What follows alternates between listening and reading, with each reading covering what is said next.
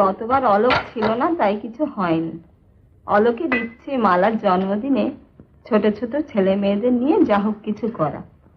এবার দেখছি কাজের চাপে তার খেয়ালই নেই। দিদা, তুমি কিন্তু মামুকে কিচ্ছু বলবে না।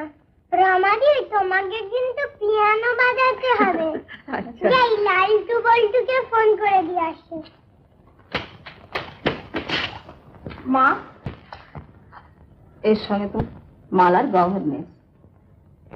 রমা ভারী ভালো মেয়ে, ঠিক যেন আপনার জনের মতো। আর এ লতা আমার ভাবি পুত্র বলে। তোমরা আলাপ করো, আমি একটু আসি।